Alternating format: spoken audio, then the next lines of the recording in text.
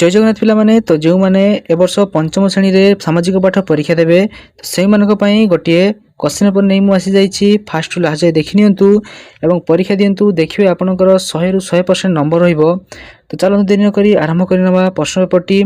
तो प्रथमे छात्र छात्री को नाम एठारे आपण माने लिखिबे, तापर तारीख लिखिबे, तार विभाग लिखिबे एवं रोल नंबर लिखिबे।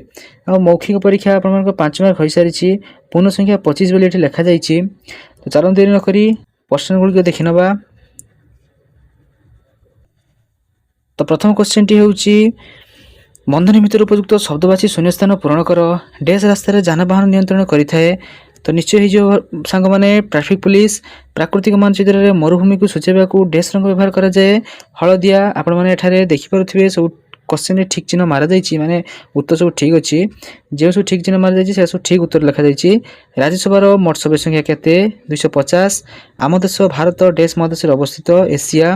आम देश रो डैश जन विख्यात वैज्ञानिक थिले श्रीमती द्रौपदी मुर्मू, एपीजे अब्दुल कलाम, डॉक्टर राजेंद्र प्रसाद ना डॉक्टर मनमोहन सिंह। निश्चित भाव में जो सांग माने अब्दुल कलाम।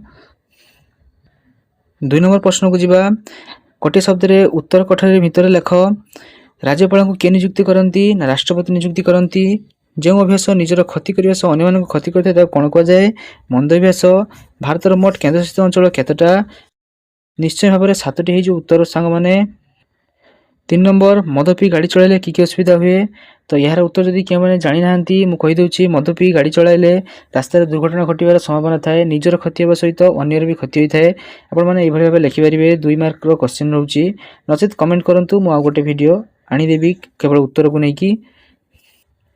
तापर 4 नंबर क्वेश्चन देखिबा। प्रथम जोड़ी रो संपर्क को देखि द्वितीय जोड़ी को पूर्ण करो। राज्यर सर्वोच्च शासनकर्ता राज्यपाल, देशर सर्वोच्च शासनकर्ता किए ना राष्ट्रपति। जो ख नंबर राजा द्वारा शासन को राजतंत्र कह जाए, लोकमान द्वारा शासन कौन कह जाए ना गणतंत्र कह जाए। उच्चभूमि गाढ़ बादामी हेले जलभाग कौन हेबो ना नील रंग। ए जो चिन्हटा देइछि पिला मन देखि परथुवे, ए जो चिन्हटा देइछि ए जे चिन्हटा कहार चिन्ह ना डाण रु बाम पार्श्व को मोड़। जदि छाड़े जदि डाण रु बाम पार्श्व को मोड़ हला तबे ए चिन्हटा की चिन्ह हेबो? निश्चित भाव में बाम पार्श्व को मोड़ हेबो। घ नंबर उड़ाजाहाज पायलट जहाज किए ना नाविक होई जीवो सांग माने। तापर प्रश्न देखिबा। 5 नंबर प्रश्न शेष प्रश्न लोकसभा और राज्यसभा मध्य पार्थक्य गुड़िक दर्शाओ। तो जो माने लोकसभा राज्यसभा विषय पार्थक्य जानिछ से लिखिदेवे। जो न जानिछ से आउ थे पढ़े शुणी दूसरी उत्तर भी लिखा जाइए, आपने स्क्रीनशॉट मारी देखिपारे। तो लोकसभा लिखा जाइए स्थायी सभा नुहे, मोट सभ्य संख्या 545 जन।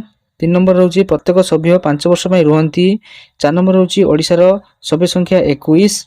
राज्यसभा को जीवा, एटा एक स्थायी सभा, मोट सभ्य संख्या 250, प्रत्येक सभ्य 6 वर्ष पर्यंत रुहंती। ओडिशार सभ्य संख्या 10।